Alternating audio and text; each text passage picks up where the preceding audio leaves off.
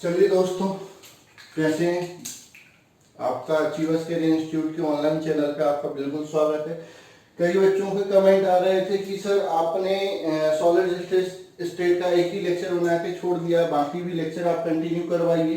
तो उसी को अपन आगे बढ़ाते हुए कंटिन्यू करें। बीच में इलेक्ट्रोकेमिस्ट्री के भी मैंने कुछ लेक्चर डाले थे, इसके काफी टॉपिक छूट गए थे, तो अपन उसी को आज कंटिन्यू कर रहे हैं और आगे भी करते रहेंगे। ठीक है, तो लास्ट लेक्चर जो सॉलिड स्टेट का आपने पढ़ा था उसमें हमने पढ़ा था आपका कि सॉलिड क्या होता है। क्लासिफिकेशन ऑफ सॉलिड में अपन ने पढ़ा था क्रिस्टलाइन और अमोर्फस सॉलिड। आज हम बात कर रहे हैं आपका classification of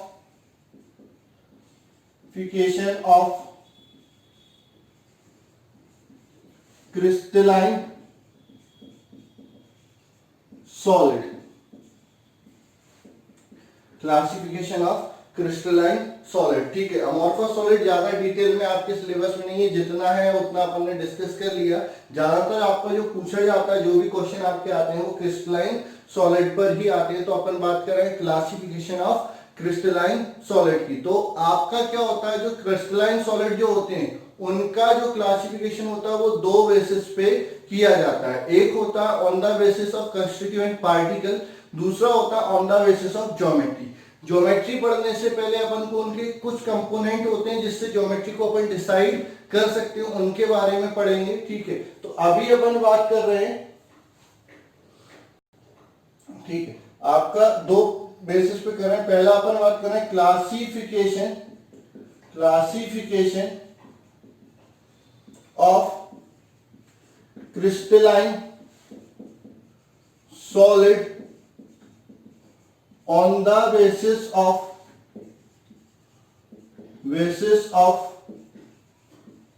constituent particle।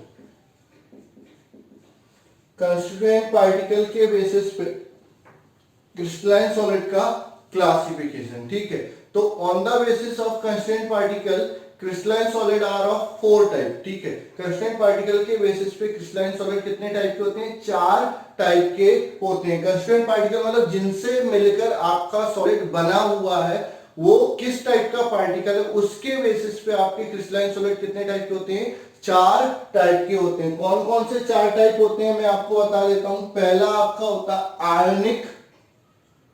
Ionic crystalline solid. दूसरा होता है कोवेलेंट क्रिस्टलाइन सॉलिड। तीसरा होता है मेटेलिक क्रिस्टलाइन सॉलिड। ठीक है, चौथा होता है molecular crystalline solid.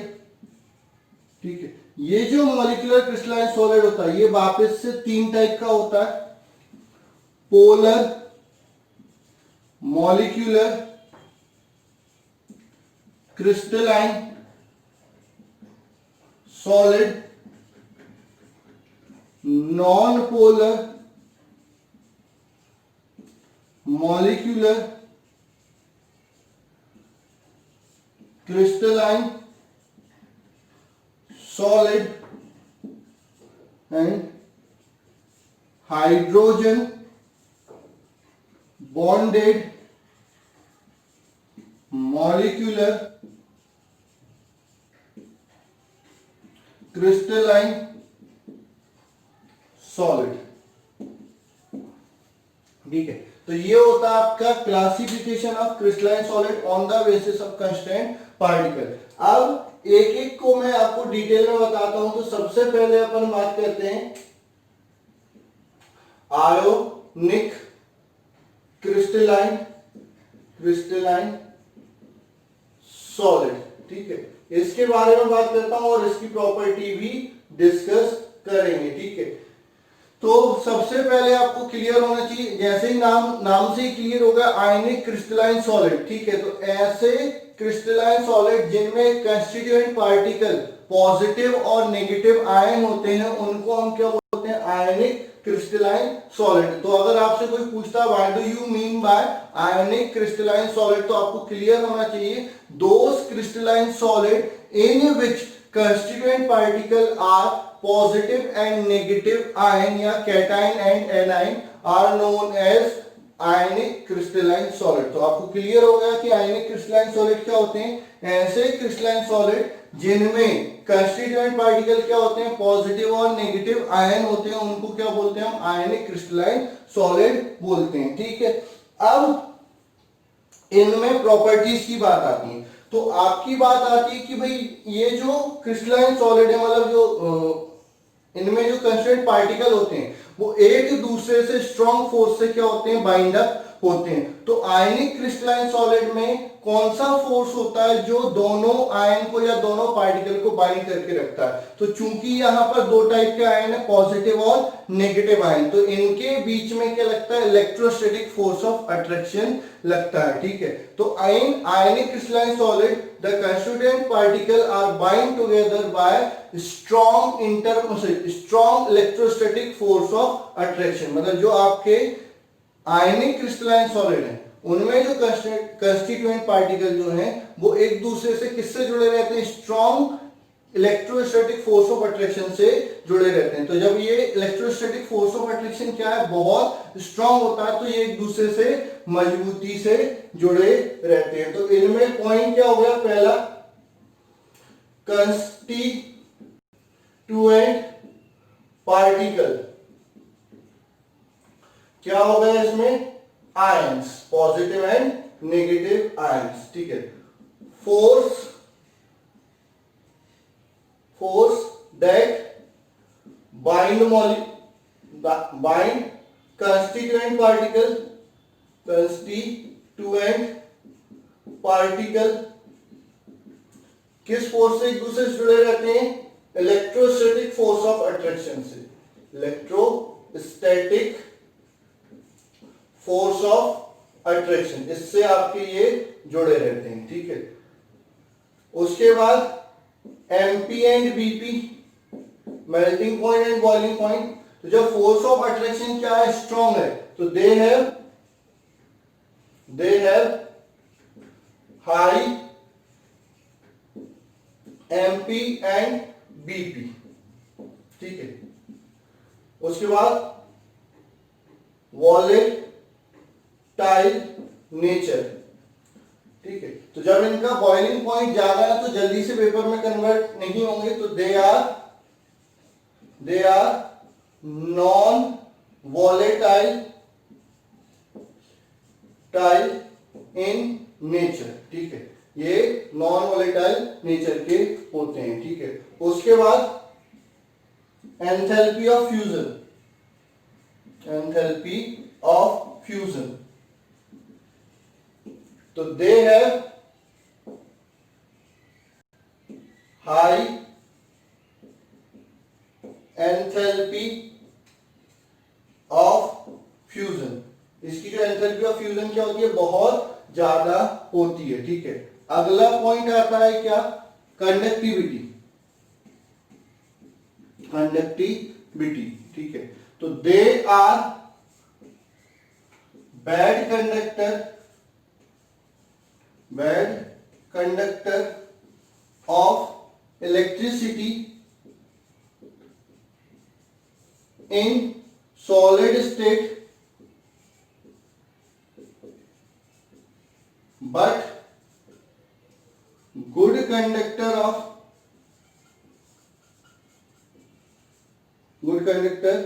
in molten state, ठीक है। तो ये आपकी प्रॉपर्टीज हो गई किसकी, आयनिक क्रिस्टलाइन सॉलिड की। तो आयनिक क्रिस्टलाइन सॉलिड क्या होते हैं, those crystalline solid in which constituent particle are positive and negative iron, ठीक है। They are hold together by electrostatic force of attraction. They have high melting and boiling point. They are non-volatile in nature. They have high enthalpy of fusion, मतलब इनको पिघलाने के लिए ज्यादा energy आपको देनी पड़ती है। कंडक्टिविटी, सॉलिड स्टेट में आयन एक दूसरे से जुड़े रहते हैं तो मूव नहीं कर सकते, इसलिए क्या होते हैं, बैड कंडक्टर ऑफ इलेक्ट्रिसिटी होते हैं। लेकिन अगर इनको मेल्ट करते हो या पानी में डिसॉल्व करते हो तो वो आयनाइज हो जाते हैं, जिसके कारण उसमें इलेक्ट्रिसिटी पास हो जाती है। तो ये हो गए आपके आयनिक क्रिस्टल। एग्जाम्पल, जितने भी आपके आयनिक सॉलिड होते हैं उसमें आपका एग्जाम्पल आ जाता है NaCl, NaOH, KCl, CuSO4, ZnSO4, ये सब किस में आ जाते हैं, आयनिक क्रिस्टलाइन सॉलिड में आपके आ जाते हैं, ठीक है। इसके बाद अपन बात करते हैं दूसरे कोवेलेंट क्रिस्टलाइन सॉलिड की। किसकी बात कर रहे हैं, कोवेलेंट क्रिस्टलाइन सॉलिड की बात कर रहे हैं।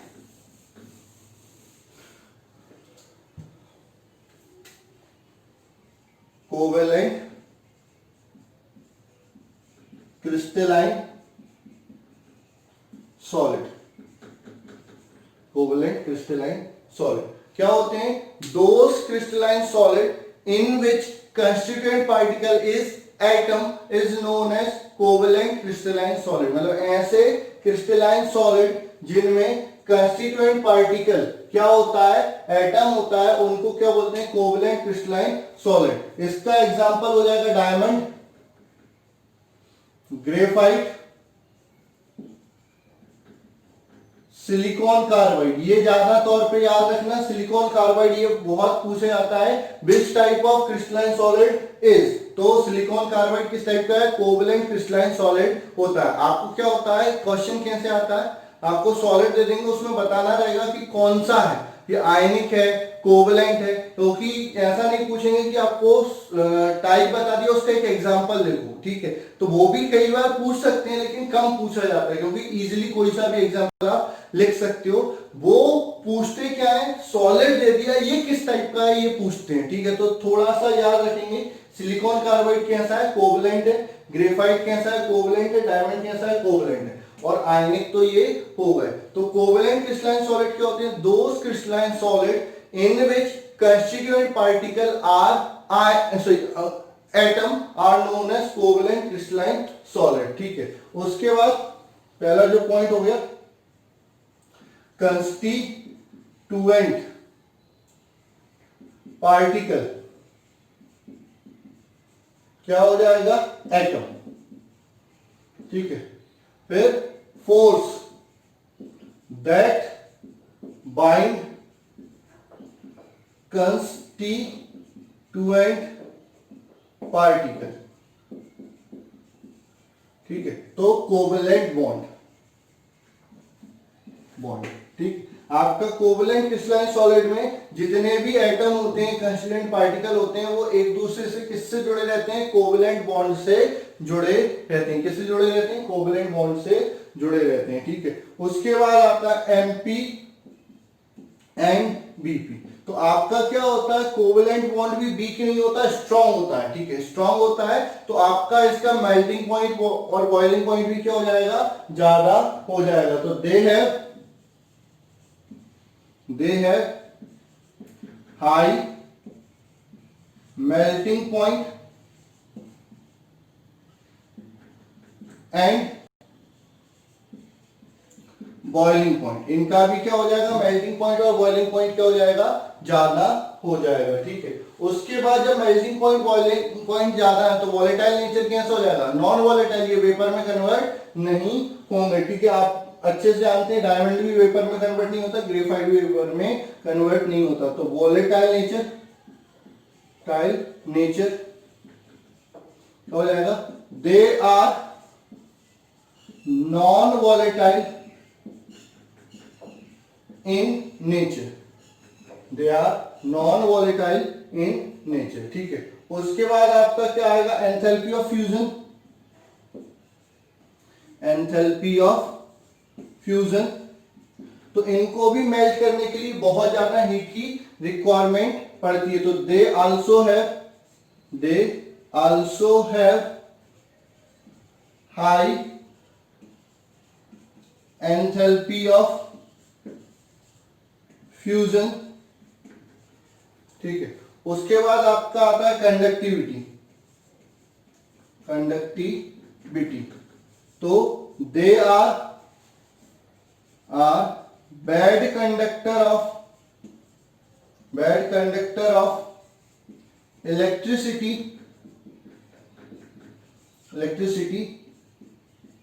Accept graphite. ग्रेफाइट एक ऐसा कोवलेंट क्रिस्टलाइन सॉलिड है जो आपका क्या होता है, गुड कंडक्टर ऑफ इलेक्ट्रिसिटी होता है। बाकी जितने भी आपके कोवलेंट क्रिस्टलाइन सॉलिड होते हैं वो क्या होते हैं, बैड कंडक्टर ऑफ इलेक्ट्रिसिटी होते हैं। तो इस टाइप के क्वेश्चन भी आपका पूछा जा सकता है, name the covalent crystalline solid which is the good conductor of electricity. तो आपका क्या हो जाएगा, ग्रेफाइट हो जाएगा। तो ये हो गया आपका आयनिक क्रिस्टलाइन सॉलिड, ये हो गया आपका कोवलेंट क्रिस्टलाइन सॉलिड। अब अपन बात करते हैं आपकी मेटेलिक क्रिस्टलाइन सॉलिड की।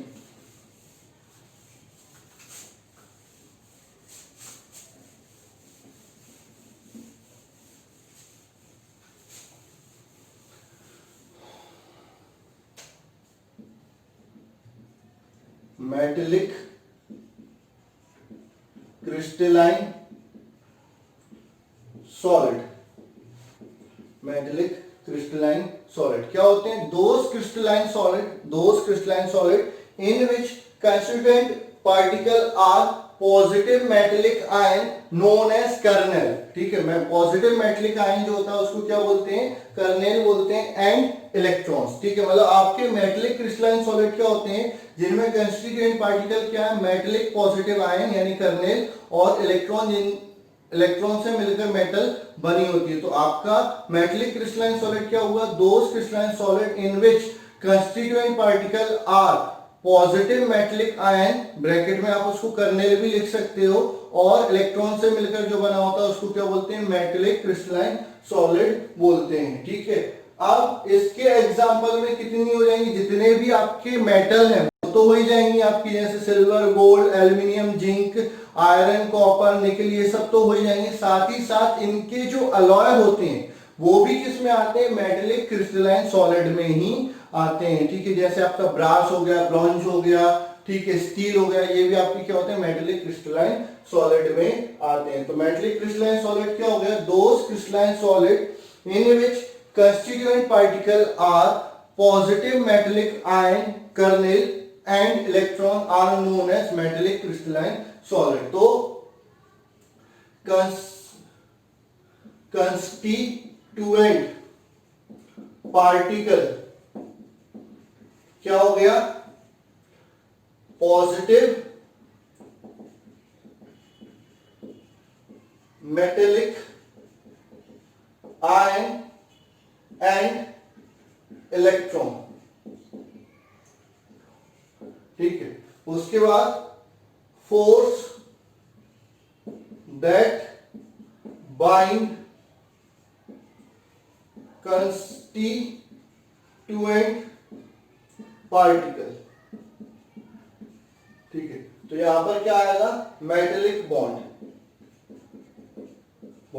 मेटेलिक क्रिस्टलाइन सॉलिड में जो कंस्टिट्यूएंट पार्टिकल एक दूसरे से जुड़े रहते हैं वो किससे जुड़े रहते हैं, मेटेलिक बॉन्ड से जुड़े रहते हैं। और ये मेटेलिक बॉन्ड भी बहुत स्ट्रांग होता है, इसलिए इनका मेल्टिंग पॉइंट, बॉइलिंग पॉइंट ज्यादा होते हैं, एक्सेप्ट सम मेटल, कुछ मेटल में ये कम होता है, जैसे सोडियम वगैरह में कम होता है, बाकी मोस्ट ऑफ दी मेटल में ये क्या होता है, ज्यादा होता है। तो melting point and boiling point they have high melting point and boiling point. इनका मेल्टिंग पॉइंट और बॉइलिंग पॉइंट क्या होता है, बहुत ज्यादा होता है। ठीक है, वॉलेटाइल नेचर, तो they are non volatile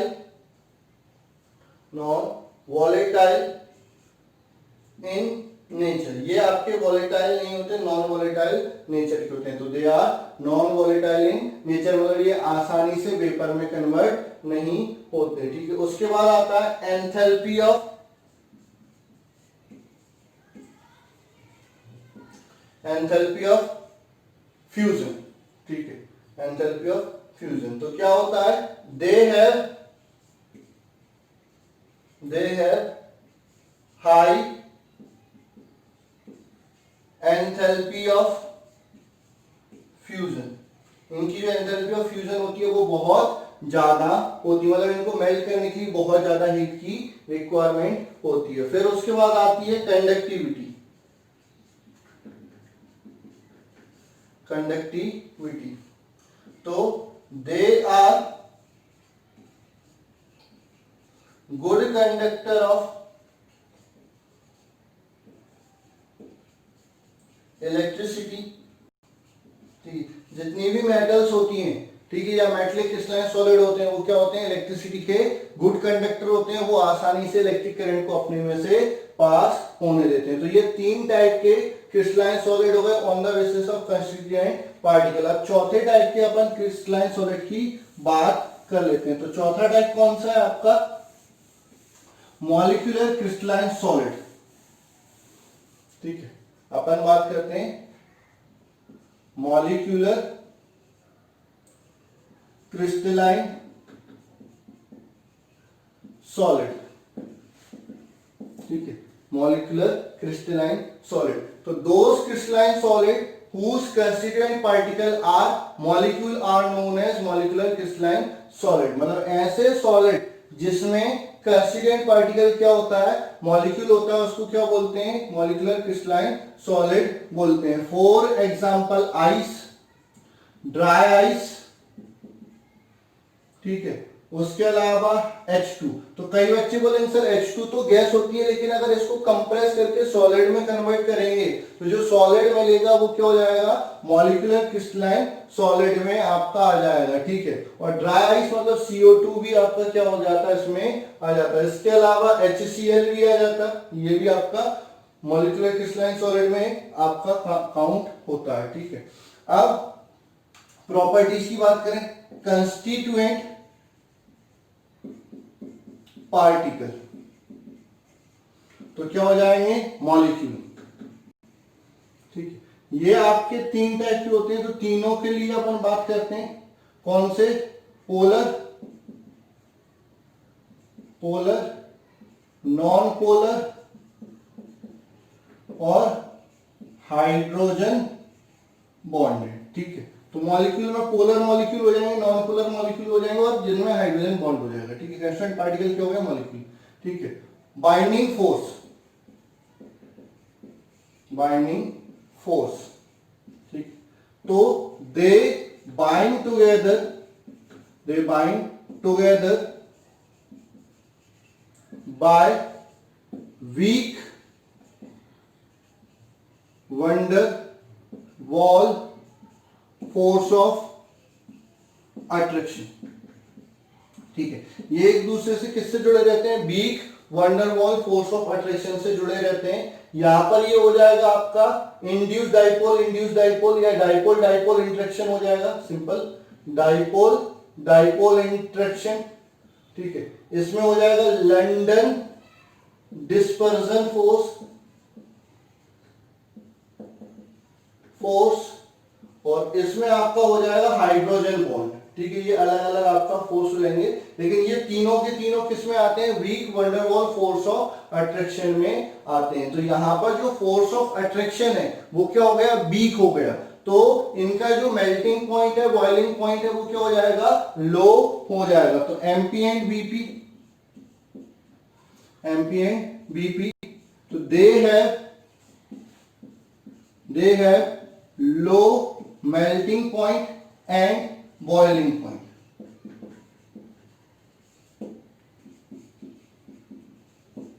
they have low melting point and boiling point. इनका मेल्टिंग पॉइंट बॉइलिंग पॉइंट क्या होता है, कम होता है, ठीक है। जब मेल्टिंग पॉइंट बॉइलिंग पॉइंट कम है तो आपका ये आसानी से किस में कन्वर्ट हो जाएंगे, वेपर में कन्वर्ट हो जाएंगे। तो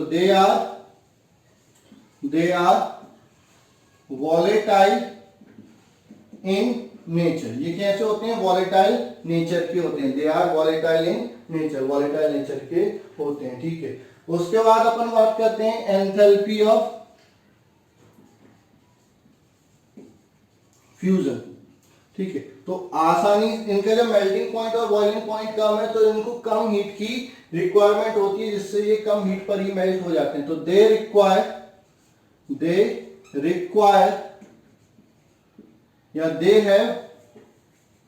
they have low enthalpy of fusion। they have low enthalpy of fusion। उसके बाद आती है कंडक्टिविटी। तो ये क्या हो जाएंगे, they are bad conductor of electricity. ये इलेक्ट्रिसिटी के क्या हो जाते हैं, बैड कंडक्टर हो जाते हैं। तो ये आपका क्या हो गया, क्लासिफिकेशन हो गया किसका, क्रिस्टलाइन सॉलिड का, किसके बेसिस पे, on the basis of constituent particle. ठीक है, अब अपन बात करेंगे, इसके बाद अपन बात करेंगे classification of crystalline solid on the basis of geometry. तो ज्योमेट्री के बेसिस पे अगर अपन बात करते हैं तो 7 टाइप के क्रिस्टलाइन सॉलिड होते हैं, जैसे cubic, orthorhombic, rhombic, monoclinic, hexagonal, triclinic. ये इस टाइप से आपके 7 टाइप के क्रिस्टलाइन सिस्टम होते हैं, या क्रिस्टलाइन ज्योमेट्री कितनी होती है, 7 टाइप की। ये आपको याद रखना, क्वेश्चन पूछा जाएगा how many crystal system are possible. तो सिस्टम अगर पूछेंगे तो 7, और क्रिस्टल लैटिस अगर पूछेंगे तो वो हो जाती है 14। यूनिट सेल जो होती है वो 14 हो जाती है।